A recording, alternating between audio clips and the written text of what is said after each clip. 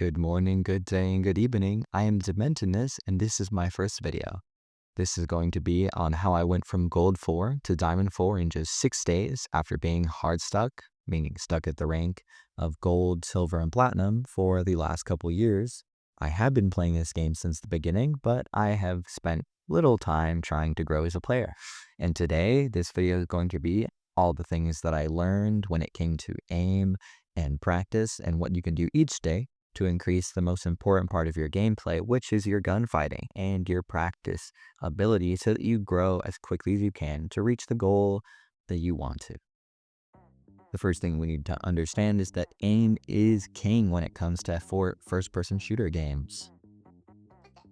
Your aim will be the deciding factor in most gunfights. There are positioning, there are characters, and there are items, but in the end of the day, if your aim is good, a lot of the game is much easier. I can say this as a solo queue player, winning many gunfights throughout my time playing, and just playing the game as a whole, it's easier if your aim and your mechanics are strong.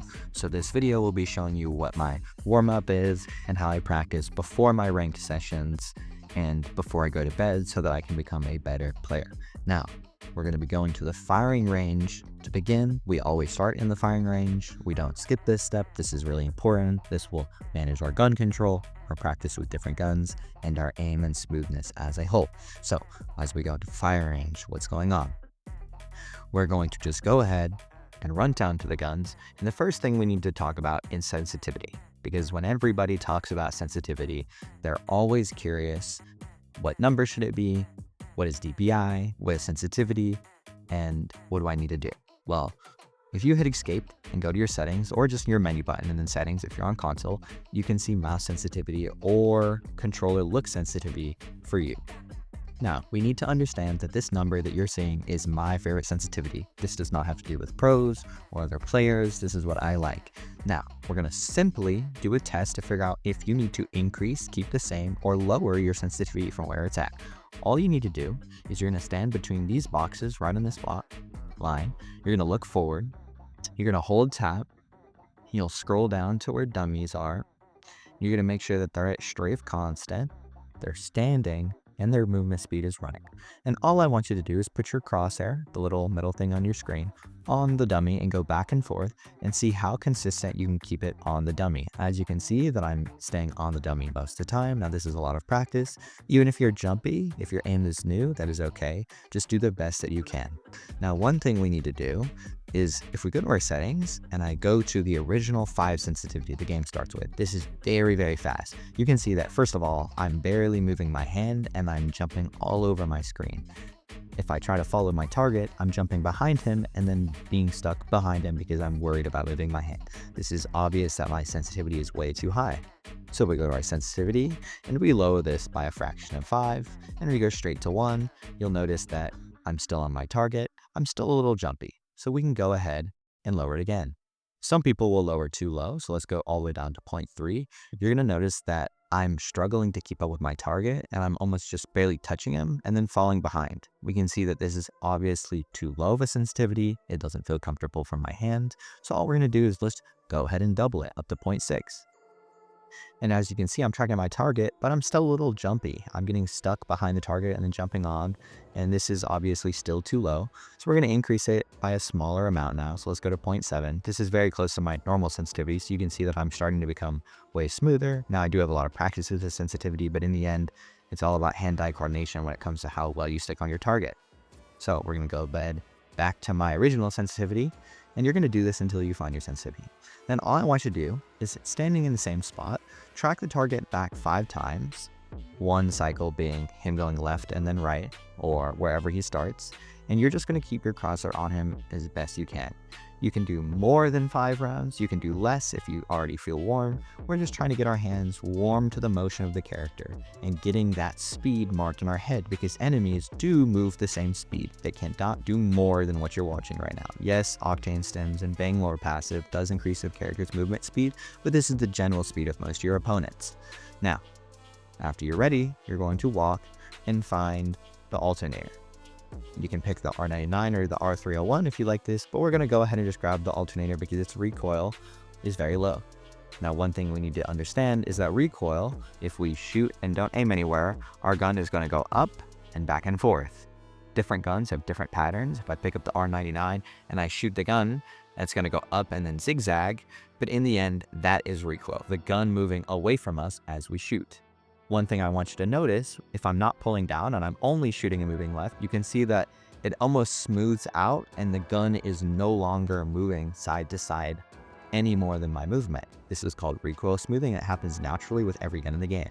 So we now need to add strafing into our shooting so that we can follow our target back and forth. So we're going to get our crosshair back at our opponent, and then we're going to go ahead and strafe between these boxes, getting pretty close to each box, making sure to do full strafes. And we're going to put our crosshair on our opponent and go back and forth. We don't necessarily need to start shooting yet, and don't aim it. Let your character get used to this speed. And after you feel like you can keep your crosshair on your opponent, go ahead and aim in and start doing the same. Your character will be slightly slower. SMGs have a very low effect on your movement speed. If you're using the R301, you will be a lot slower, but we're just going to get used to it. And then we're just going to start shooting, making sure to put our crosshair slightly in front of our opponent so that they run into our bullets, okay? This is very important for gameplay, that we get in the habit of putting our crosshair where our enemy is going, not where they are. And we're just going to do this until we can consistently one-clip the enemies. One-clipping meaning we do not reload before the enemy is dead, just like I did. And you can do this as much as you want to get into that comfortable headspace, and then we can change guns. And if we increase the size of our gun, so going from a small gun to a medium-sized gun like the 301 or the Spitfire, let's back up because these guns do have technically less recoil, so we want to practice from a farther range where we would be using them in a real game. So I'll stand back here and I'll strafe roughly the same distance, trying to get as many shots as I can.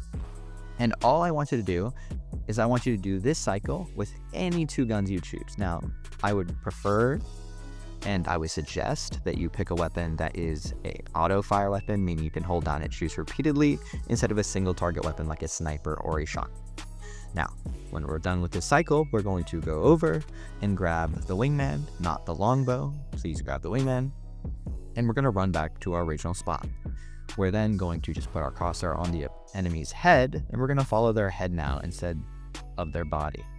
As we go back and forth, we're going to follow their head until we get comfortable. And then we're going to start shooting and trying to get a headshot as consistently as you can. Even with my practice, obviously I'm still missing, so don't feel comfortable with any of my shots. And we're just going to do this until we kill him once, right? Because that's 3 headshots with the wingman. It will warm your hand up to the speed to when you need to shoot and whatever you need to do. Then we're going to go ahead and then hit his head once, and then we're going to go around hitting the middle of the targets all the way around and then going back to his head, right? And then when we hit his head again, we're going to go the other direction.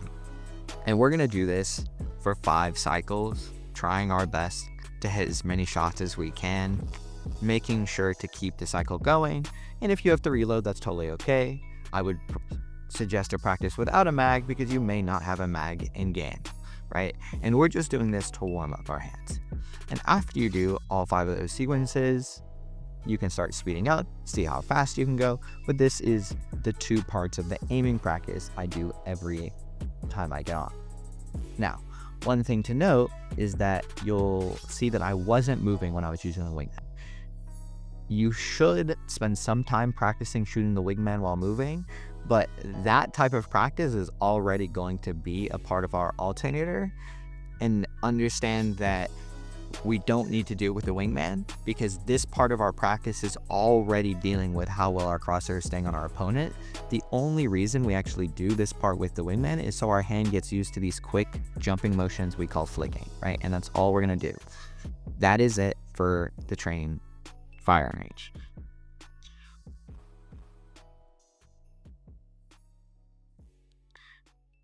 When you're in the lobby and you navigate to the different types of game modes there are, you're going to notice mixtape.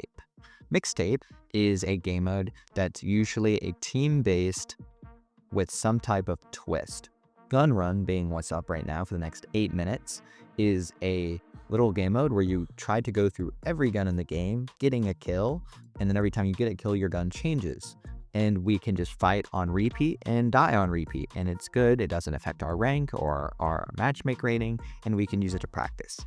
After you play your firing range practice, I suggest going to Mixtape and playing 2 game modes. At the bottom right, you can see that there's different game modes, that being Gun Run, Team Deathmatch, and Control. Any are fine. Just do your best to focus on following your target, shooting your shots. You don't necessarily need to worry about winning the game, just focus on your aim. After you've gone through both the gun run and the firing range, I would suggest going straight to ranked. Some people go to trios and duos, and if you're a casual gamer, that's totally okay, you don't need to play ranked, but playing ranked will give you the ability and the option to fight opponents that the game thinks is on your level or slightly better or slightly worse, so that you can have competition, people are trying harder, there's something on the line, and it will grow you as a player faster. So yes, I do suggest, even if you're solo queuing, playing ranked on repeat to grow as fast as we can, taking fights as often as we can so that we grow quickly as a player. In the end, if you do all of that every single day that you can, you don't need to play every day, you will grow as a player. Practicing your fighting, practicing your aim, doing all these things as often as you can will increase the way you grow as a player.